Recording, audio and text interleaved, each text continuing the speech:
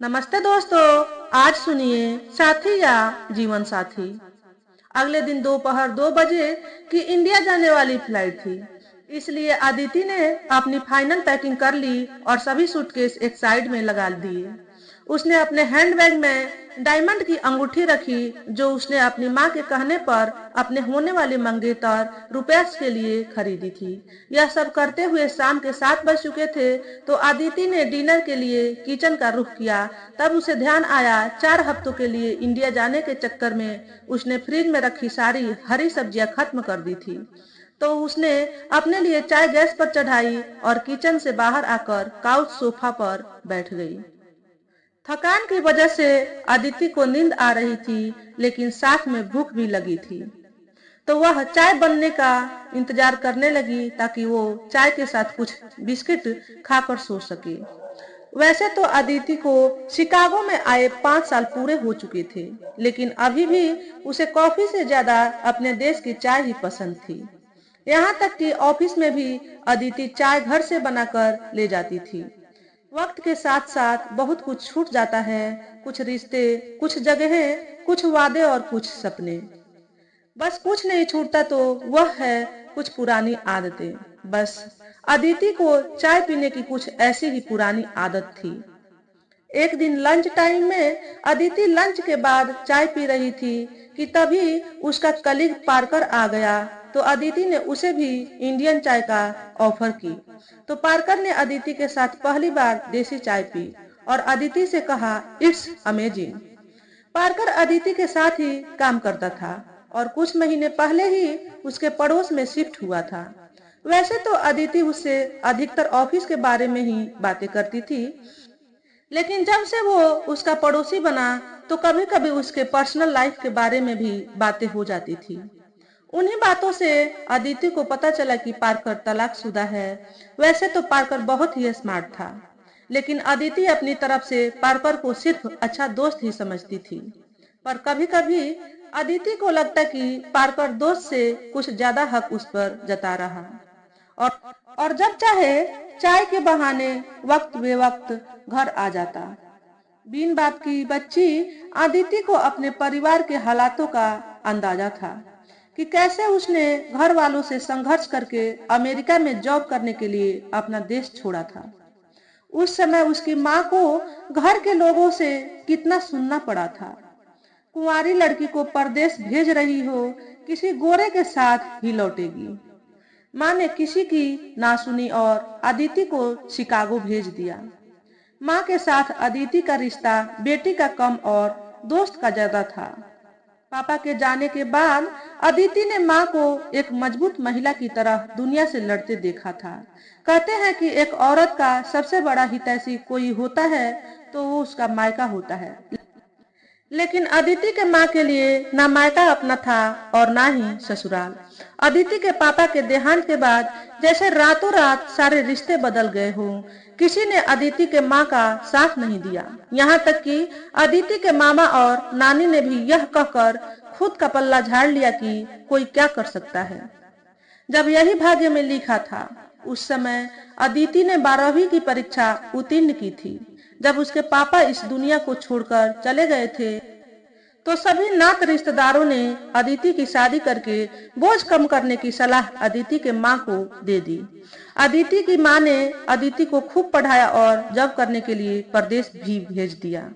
अदिति अपने क्षेत्र जवार की पहली बेटी थी, जो शादी से पहले ही विदेश में जाकर नौकरी कर रही थी। पिछले 6 महीने से अदिति की सगाई की बात उसके घर में चल रही थी और शादी की तारीख भी तय कर दी गई थी। 2 हफ्तों के अंतराल पर सगाई और शादी की तारीख थी। इसी वजह से 1 महीने की छुट्टी पर अदिति इंडिया अपने घर जाने की तैयारी कर रही थी। तभी अचानक डोरबेल की आवाज से अदिति उठ बैठी। उसे लगा जैसे उसकी आंख लग गई थी। वह उठी और दरवाजा खोलकर देखा तो सामने पार्कर खड़ा मिला। मुझे पता चला कि तुम कल सुबह इंडिया जा रही हो, वो भी शादी करने। मुझे बताया क्यों नहीं? पार्कर, तुम एकदम सही समय पर आए हो। पता है, मैंने अभी अपने लिए चाय बनाई। चलो हाफ हाफ कप चाय साथ में पीते हैं। अभी चाय पीने का मूड नहीं है अदिति। पहले तुम यह बताओ कि तुमने शादी का फैसला कैसे ले लिया, वो भी उस इंसान के साथ जिसे तुम जानती भी नहीं। अदिति ने पार्कर को बैठने का इशारा किया और किचन से 2 कप चाय ले आई। चाय की तरफ ध्यान न देते हुए पार्कर बोला, मुझे पता चला कि शादी के बाद तुम्हारा हस्बैंड भी तुम्हारे साथ यहीं आ जाएगा। हाँ, उसका नाम रुपेश है। मैं उसे ज्यादा तो नहीं जानती, लेकिन माँ उसे जानती है। माँ को वो बहुत अच्छा लगता है। मतलब तुम अपने पसंद से नहीं, अपनी माँ की पसंद से शादी कर रही हो। पार्कर, हमारे वहाँ ऐसा ही होता है। शादी के बाद ही प्यार शुरू होता है। तुम परेशान ना हो, मेरी शादी के बाद भी हमारी दोस्ती ऐसी ही रहेगी। तुम जब चाहो मेरे घर आकर अपने पसंद की चाय पी सकते हो। अदिति के बात को लगभग अनसुना करते हुए पार्कर बोला, अदिति, आज मैं तुमसे कुछ पूछना चाहता हूँ। क्या? क्या तुम मुझे पसंद करती हो? पता नहीं। तुम मुझे ऐसे जवाब नहीं दे सकती। तुम्हें आज मुझे सच बताना होगा। आज तुम ये कैसा सवाल पूछ रहे हो पार्कर? बहुत जरूरी सवाल है अदिति, क्योंकि मुझे तुम्हारा साथ बहुत अच्छा लगता है। तुम्हारे साथ चाय पीते हुए दुनिया जहान की बातें करना बहुत अच्छा लगता है। तुम जब मेरे साथ नहीं होती हो, तब भी मैं तुम्हारे बारे में ही सोचता रहता हूँ। आजकल तुम मेरे साथ ना होकर भी मेरे साथ होती हो। मुझे लगता है कि मैं तुमसे प्यार करने लगा हूँ। यह तुम क्या कह रहे हो पार्कर? हाँ, मैं बिल्कुल सही कह रहा हूँ। इससे पहले तो तुमने कभी कुछ नहीं कहा। इससे पहले मैं तुमसे क्या कहता? अदिति, मैं डरा हुआ था। मुझे पता था कि हमारे बीच 2 देशों की सभ्यता और संस्कृति की एक बहुत बड़ी दीवार खड़ी है, जिसे मैं चाहकर भी अकेले पार नहीं कर सकता। अब जब मुझे पता चल गया कि तुम शादी करने जा रही हो, तो मैंने सोचा क्यों ना एक बार तुम्हारे दिल का भी हाल जान लूं कि तुम मेरे बारे में क्या सोचती हो। पार्कर की बातें सुनकर अदिति का दिल जोर से धड़कने लगा। वो खुद को संभालते हुए काउच पर बैठ गई। कभी कभी हम जिन बातों से बचने की कोशिश करते हैं, वो बातें खुद चलकर हमारे दरवाजे पर दस्तक देने लगती हैं। कुछ ऐसा ही अदिति के साथ हो रहा था। उसे पार्कर के दिल में क्या चल रहा, इस बात का थोड़ा बहुत अंदाजा था, लेकिन वो सारी बातें ऐसे अचानक उसके सामने आ जाएंगी, ये उसने कभी नहीं सोचा था। अदिति के कुछ बोलने से पहले ही पार्कर ने कहा, मुझे तुम्हारा जवाब सुनने की कोई जल्दी नहीं है। अदिति, तुम पूरा समय लो, लेकिन एक बार सोचो कि तुम जो ये शादी करने जा रही हो, वो सही है या नहीं। यह कहकर पार्कर बिना चाय पिए ही अदिति के घर से बाहर चला गया। अदिति, जो अभी थोड़े देर पहले थकी हुई सी नींद के आगोश में थी, अब उसके आंखों से नींद कोसों दूर थी। पार्कर की एक एक बात उसके कानों में गूंज रही थी। अब वो सिर्फ सही और गलत के बारे में सोच रही थी। पिछले 6 महीनों से अदिति के जीवन में जो कुछ हो रहा था, वो सारे सीन एक एक करके मूवी की तरह उसके आंखों के सामने आने लगे। पिछले 6 महीनों में अदिति ने कई बार रुपेश से बात की, लेकिन उन बातों में उसे प्यार तो कहीं नहीं दिखा। रुपेश जब भी बात करता तो वो अदिति के बारे में कम और अमेरिका के बारे में ज्यादा बातें करता। अमेरिका के स्टेटस के बारे में, तो कभी मौसम के बारे में और कभी राजनीति के बारे में। बस कुल मिलाकर सिर्फ एक बात, अमेरिका तो क्या, इसका मतलब यह हुआ कि रुपेश मुझसे शादी इसलिए करने जा रहा है कि वो मेरे साथ शिकागो आ सके। उसी पल अदिति को एहसास हुआ कि उसकी शादी होने जा रही है, लेकिन एक नई नवेली दुल्हन की तरह कोई भी फीलिंग उसे क्यों नहीं हो रही। वो परदेश से वापस अपने देश जा रही है, लेकिन अपने देश में जाने की खुशी क्यों नहीं हो रही। रुपेश से फोन कॉल पर बात करने वाली अदिति को उससे मिलने की कोई एक्साइटमेंट क्यों नहीं है। ऐसे कई सारे सवाल अदिति के सामने आकर खड़े हो गए। उन सवालों के जवाब ढूंढने के लिए उसे समझ में नहीं आ रहा था कि वो क्या करे। दिल और दिमाग आपस में उलझे पड़े थे और सुलझने का नाम ही नहीं ले रहे थे। अदिति जब कभी बहुत परेशान होती तो अपने माँ से बात करती। उसे लगता है उसकी माँ के पास उसके सभी परेशानियों का हल जरूर होगा। आज भी अदिति ने वही किया। सबसे पहले उसने खुद को थोड़ा संभाला, फिर अपनी माँ को कॉल कर दिया। हेलो मम्मी, प्रणाम। हेलो बेटा, खुश रहो। अभी तक सोई नहीं? पैकिंग हो गई? हाँ मम्मी, पैकिंग हो गई, लेकिन ना जाने क्यों नींद नहीं आ रही। क्यों बेटा, सब ठीक है ना? माँ के मुंह से ये बात सुनते ही अदिति के आंखों में आंसू आ गए। उसे से कुछ बोला नहीं जा रहा था। किसी तरह उसने बोला, पता नहीं क्यों मम्मी, कुछ अच्छा नहीं लग रहा। क्या हुआ है बेटा, प्लीज मुझे बताओ। अदिति ने अपने आंसू पोंछे, फिर एक लंबी सांस लेकर बोलना शुरू किया। मम्मी, अगर मैं आपसे कहूँ कि मुझे रुपेश से शादी नहीं करनी तो आप मुझसे गुस्सा तो नहीं होगी ना? क्यों, क्या बात हो गई अदिति बेटा? पहले मुझे ये बताओ, तुम वहाँ ठीक हो ना? तुम्हारी आवाज से मुझे लग रहा तुम ठीक नहीं हो। क्या हुआ है बेटा, मुझे साफ साफ बताओ। मम्मी, एक बंदा है जो कि मेरे साथ मेरे ऑफिस में काम करता है। उसने मुझसे आज कहा कि वो मुझसे प्यार करता है। और तुमने उससे क्या कहा अदिति? कुछ नहीं माँ, मैं उसे लेकर थोड़ी कंफ्यूज हूँ। मैं उसे अपना बहुत अच्छा दोस्त मानती हूँ। उससे प्यार करती हूँ या नहीं, मुझे कुछ पता नहीं। बेटा, हम औरतें दुनिया के सभी काम करती हैं, घर के खाना बनाने से लेकर स्पेस में रॉकेट उड़ाने तक। जीवन के किसी भी फील्ड में फैसला लेने में कभी भी कंफ्यूजन नहीं होती।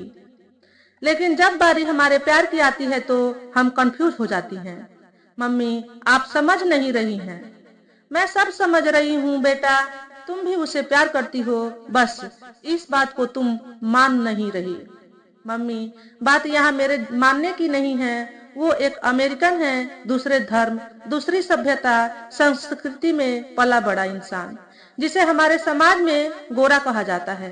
मैं यह बिल्कुल नहीं चाहती कि मेरे किसी भी फैसले से घर वालों से आपको भला बुरा सुनना पड़े। अदिति, तुम किस घर वालों की बात कर रही हो? वो जिन्होंने तुम्हारे पापा के जाते ही अपने रंग दिखा दिए। मेरी खुद की माँ ने मेरा साथ नहीं दिया, क्योंकि मैंने उसके बेटों को अपने घर का मालिक नहीं बनने दिया। आज अगर मेरे पास सरकारी नौकरी नहीं होती तो मैं ना तुम्हें पढ़ा पाती, न ही किसी लायक बना पाती। बेटा, अब मैंने लोगों के बारे में सोचना बंद कर दिया है, तो तुम भी वही करो जो तुम्हें सही लगता है। जिंदगी तुम्हारी है तो फैसला भी तुम्हारा ही होना चाहिए।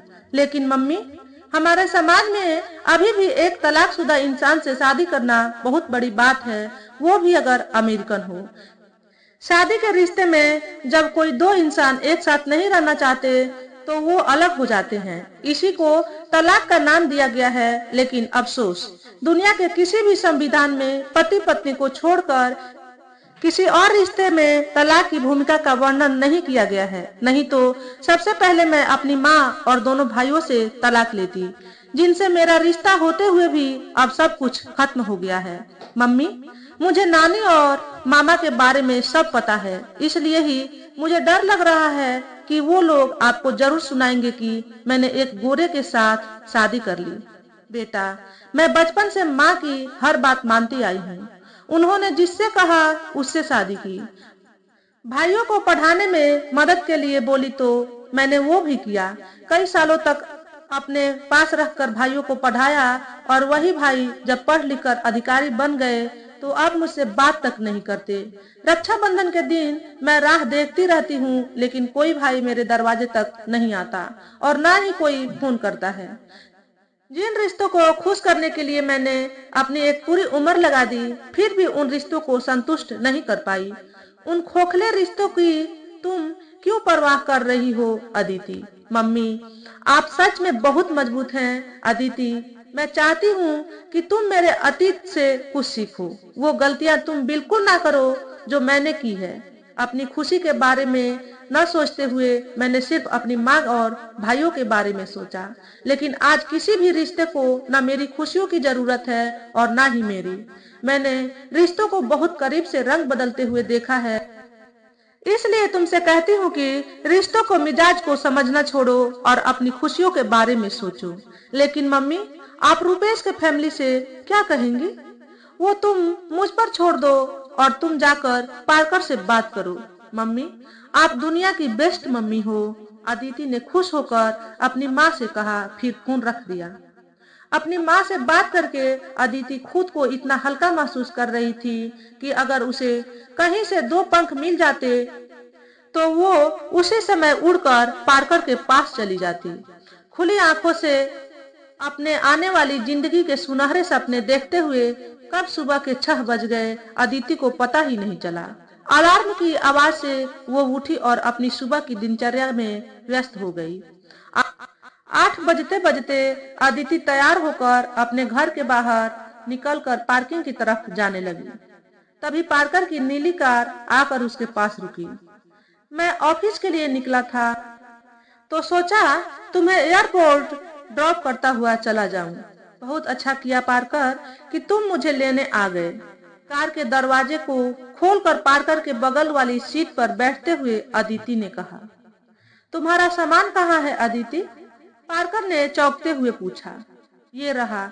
अदिति ने हंसते हुए पार्कर को अपना बैग दिखा दिया। यह तो तुम्हारा लैपटॉप बैग है, तुम्हें जाना कहाँ है? तुम्हारे साथ ऑफिस। गियर पर रखे पार्कर के हाथ पर अपना हाथ रखे हुए अदिति ने कहा, लेकिन क्यों? पार्कर बोला, क्योंकि मुझे अपने जीवन की आखिरी चाय भी सिर्फ और सिर्फ तुम्हारे साथ ही पीनी है और उसकी शुरुआत आज से ही करनी है। तो चले। थोड़ी देर बाद वो नीली कार ऑफिस वाली रोड पर गुनगुनाती हुई जा रही थी। तो दोस्तों, आज के वीडियो में बस इतना ही। अगर आपको हमारे द्वारा बताई गई कहानी थोड़ी सी भी अच्छी लगी हो तो वीडियो को लाइक और शेयर करें। चैनल पर पहली बार आए हो तो चैनल को सब्सक्राइब करके बेल नोटिफिकेशन को ऑल पर सेट कर लें, ताकि आपको ऐसे ही अच्छे अच्छे वीडियो देखने को मिले। हमेशा खुश रहें, हमेशा स्वस्थ रहें। वीडियो देखने के लिए आपका बहुत बहुत धन्यवाद।